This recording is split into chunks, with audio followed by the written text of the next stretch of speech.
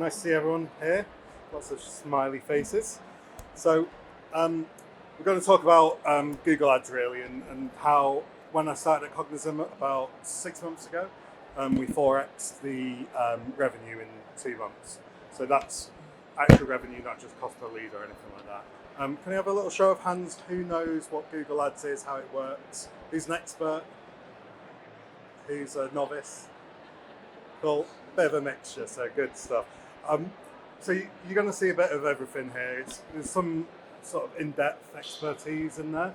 There's also some basic knowledge, but I think what I've focused on is the theory behind how I've done this, not necessarily all the bits and bobs and buttons and whistles you have to use or click. So hopefully there's a bit for everyone. Just to give you a bit of a background about me, so I've been doing performance marketing for about 11 years now. I've worked agency side for about 8 years, and then I moved to client side. I worked in the B2B tech SaaS space. My notable experience with agency side was Unilever, so one of the biggest advertisers in the world, and then I worked with some of the smaller ones at one of the apprentice winners companies, Climb Online, who's I think he's speaking about in 2 hours, so you can go and see him as well. Client side, I work for FIFO and now Cognism, so wealth of knowledge in terms of breadth, but also expertise and depth in terms of paid search as well. So what I'm going to talk to you about today is just give you a quick overview of performance marketing, what I think it is from my point of view. Give you some theory, and this is really the bulk of the masterclass today. And then I'll show you the results of what we actually achieved on the back of it, and actually how we did it at Cognism. But it's the theory is really how we got there. So keep a close eye on that, and then I'll just give you a quick summary. So what is performance marketing?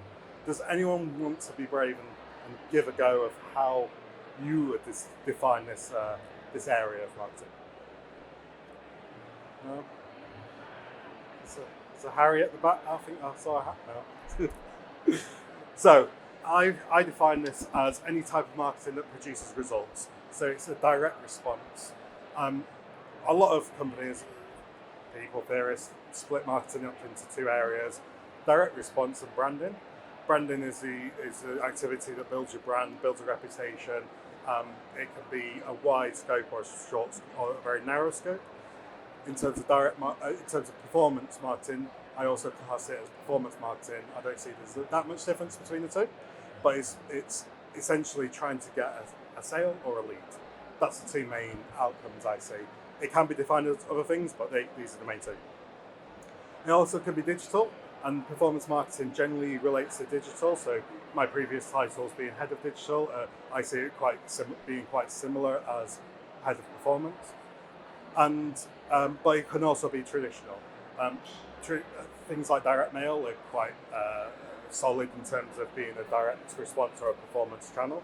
But you can also define it as some forms of TV advertising, such as the infomercials you see at 3 o'clock in the morning. When you've got a baby that's 4 months old, from 4 months old, you get to watch a lot of infomercials. In terms of not just what, but why you would go after performance marketing, it's not necessarily you follow the figures, but in terms of the UK spend, the last time I had a presentation that looked at these numbers, it was 2017. It's 11.5 billion was spent on performance marketing in the UK. Now it's 27 billion. 48% of that is digital, and most of digital is centered around performance marketing. But really, search is paid search, which Google has a 90% market share of.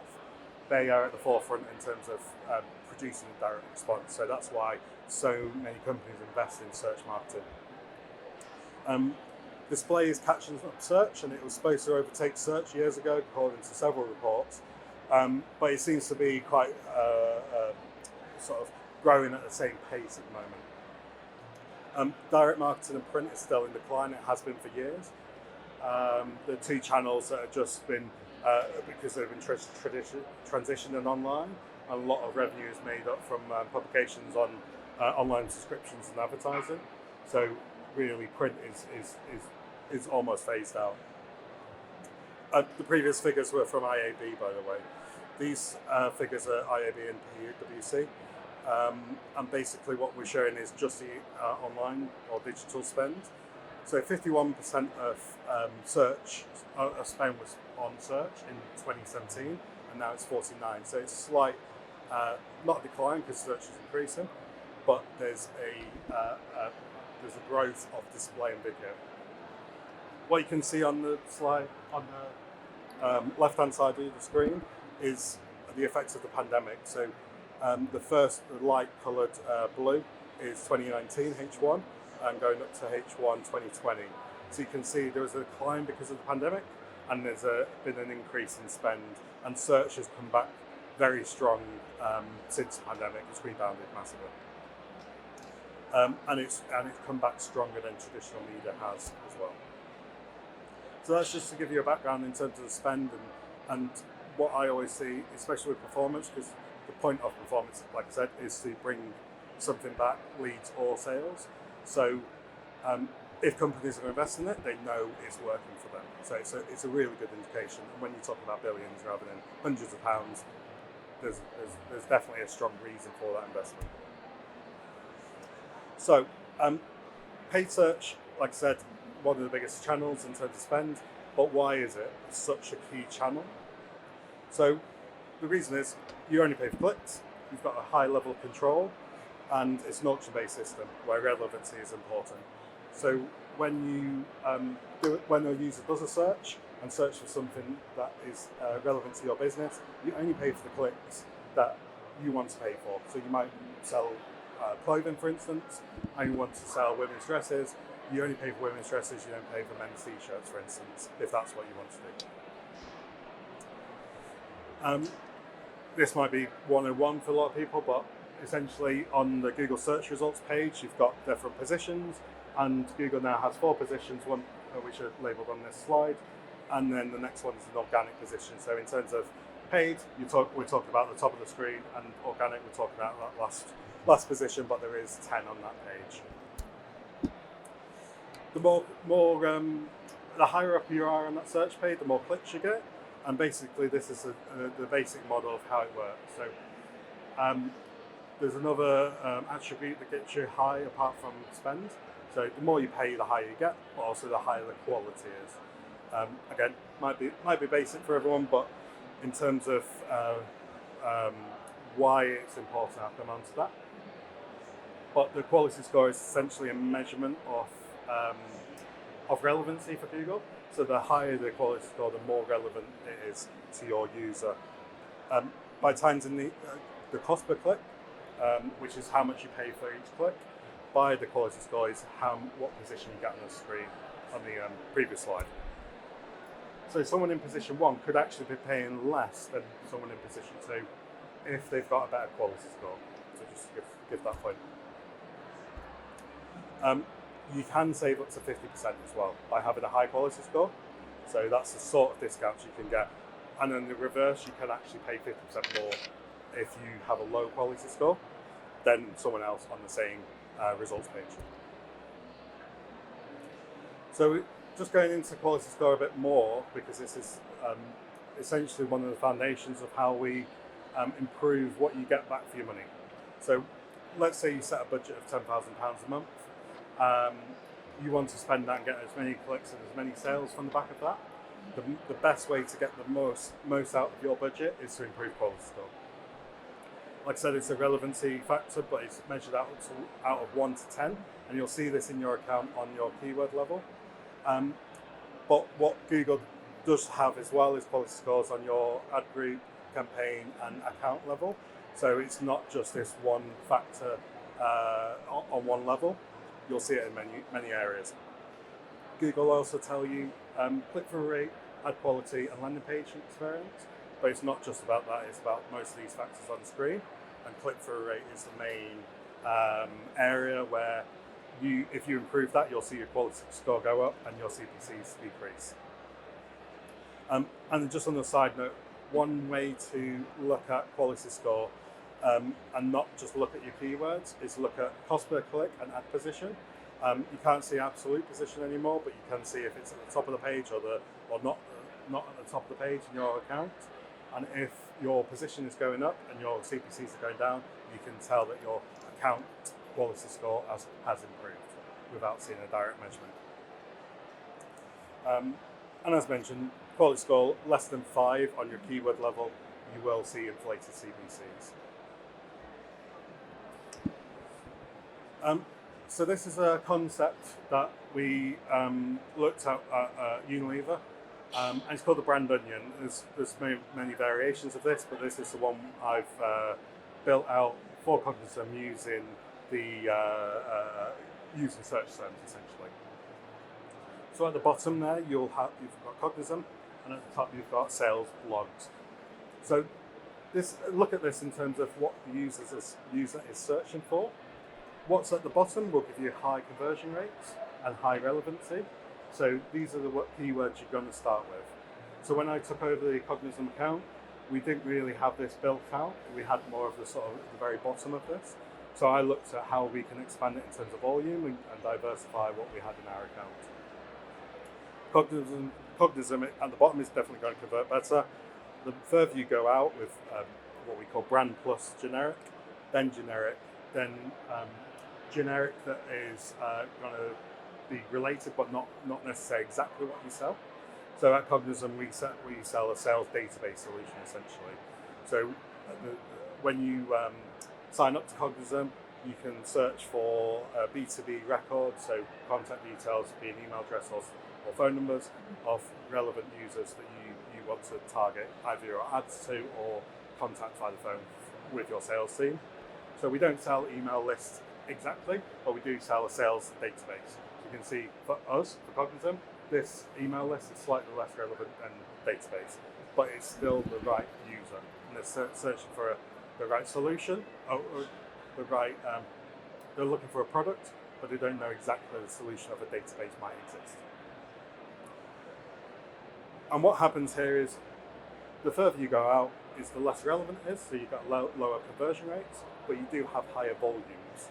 So if you're struggling for volume, I'd definitely go up further, but I'd definitely pay less per click because the relevancy is lower. Or you have to work more on your conversion rates on site. For instance, your conversion rate on your form, so how many people are going on your page to submit your form, or your conversion rate from your ads. So how many people are clicking your ads? Are you converting them users directly from your ads or your search terms to the landing page? So I'm just going to take you through the account structure. I just want to go back to this one, just ask if there's any questions on this one, because it's quite a tricky concept, I think, to grasp. So account structure, again, this might be a bit basic, but this is how I structure an account inside Google Ads. So first of all, you start with a country, so you might have one account per country, and it all completely depends on the type of company you're running or the type of account you're running. So you might have an account per country. Then you go into campaign level. So again, you can see with the brand onion, you've got this replicated here in 3 different campaigns. Next, you've got ad groups. So we're splitting out the sales database into 3 separate areas. And this is really just, this level is just to get your ad copy to match up with your keyword. And then you've got your keywords within there. So for instance, EU sales database, compliant EU sales base, and EU sales database. So 3 terms that go into this ad group.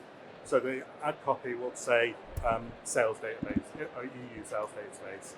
So you're matching that up in a nice cohesive way, which will get you the best click-through rate essentially.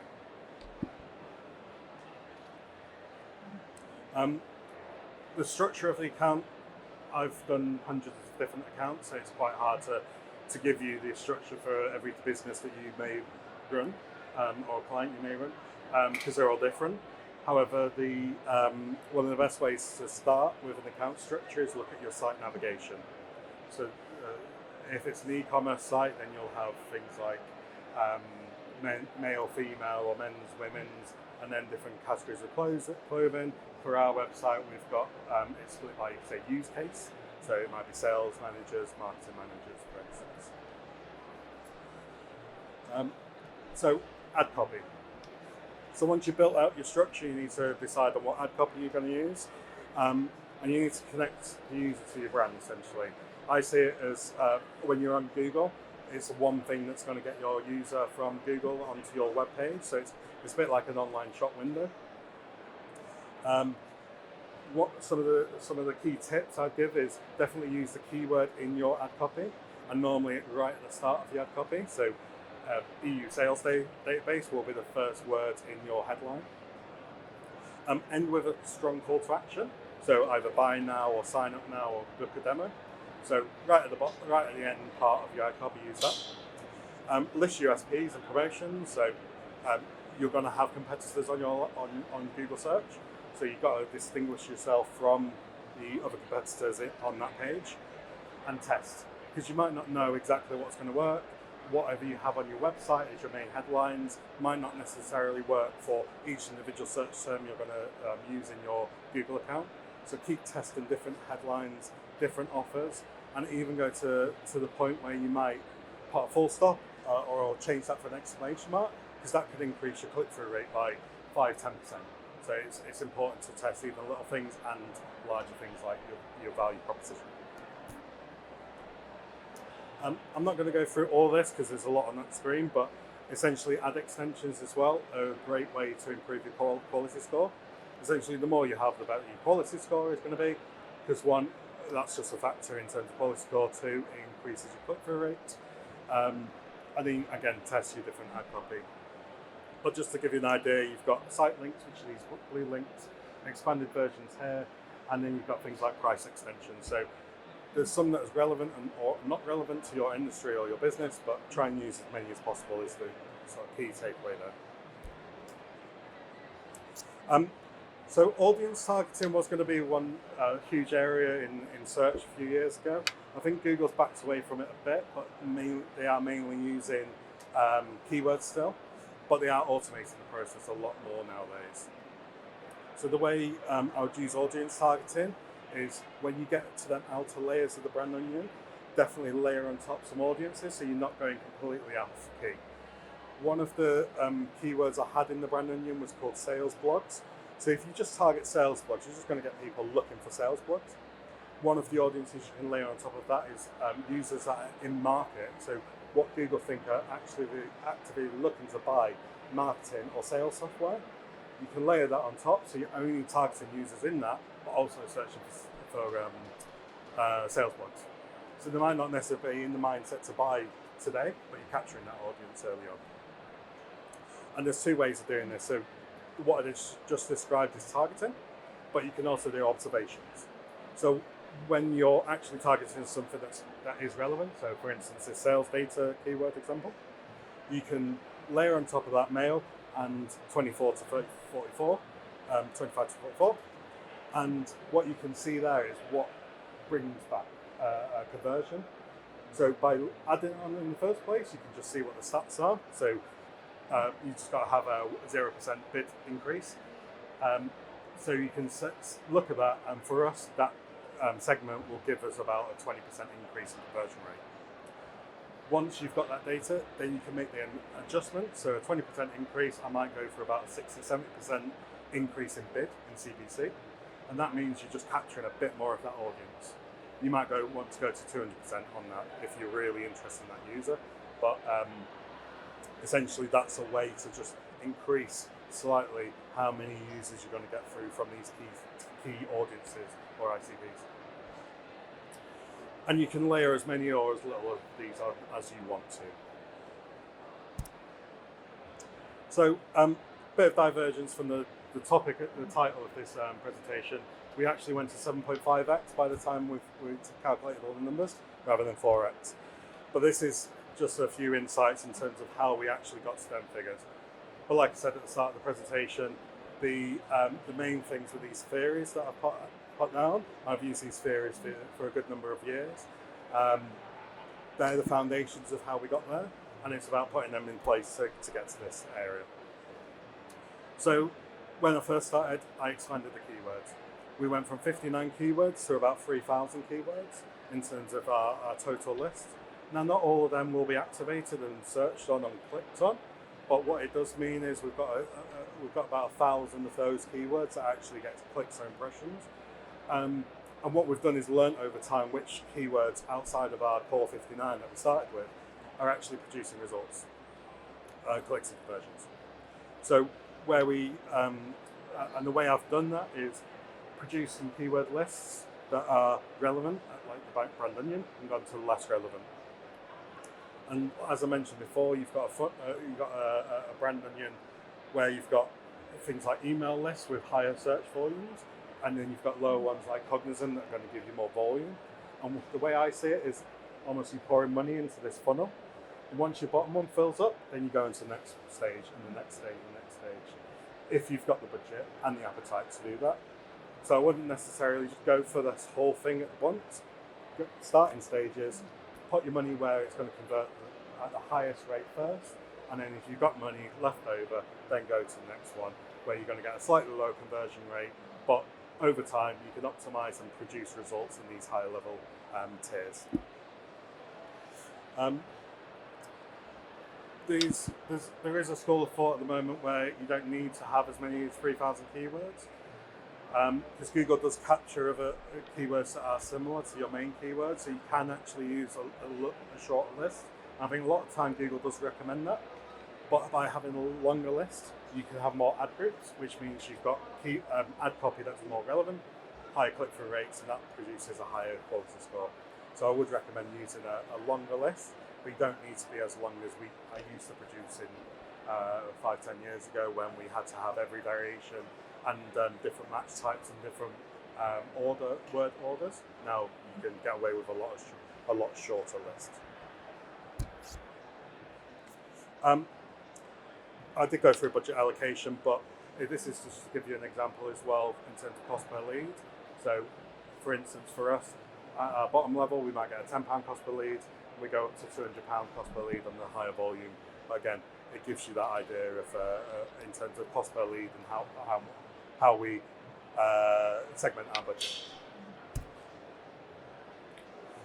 And then in terms of once you've got everything set up and running, there's a lot of work to do after the fact. So once you've put them 3,000 keywords in, you've built all your ad groups, you've built this great structure that the best practices tell you to do, and my model shapes the account to produce the best results. There's still a lot of work to do, especially in the first few weeks and months. And the way some of the optimizations I've put on here are really all focused around conversion rate.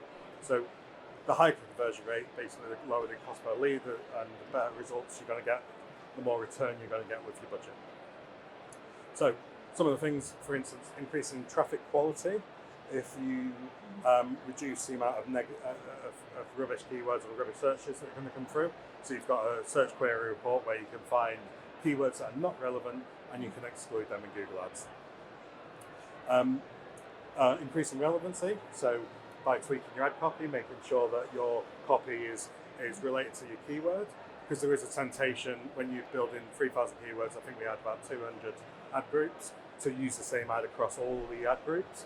By just varying the headline can get you increased conversion rates, but then if you segment it out by, for instance, email lists and databases, the different search terms and having relevant copy for both will improve that relevancy, increase your click-through rate and quality score. Using persuasive ad copy. So first of all, I think we've used several different types of ad copy, like we've used free leads as a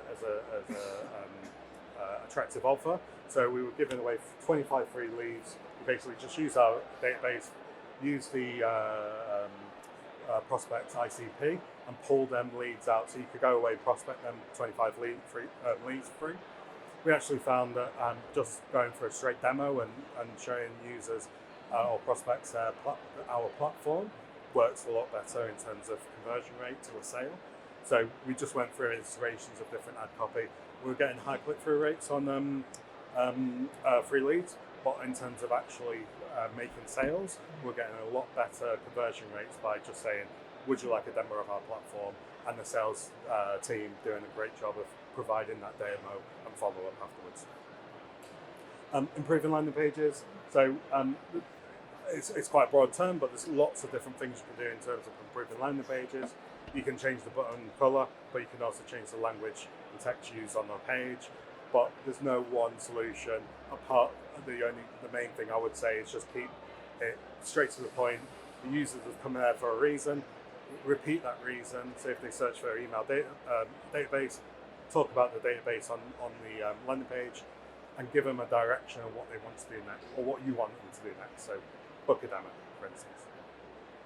And keep all that information above the fold. Keep the form above the fold if it is lead gen, and that's what we did. We just made some minor tweaks. I mean, the conversion rate for one of our pages in my recent test went from 0.73% to 7.5%-ish over a course of about a month of testing iteration.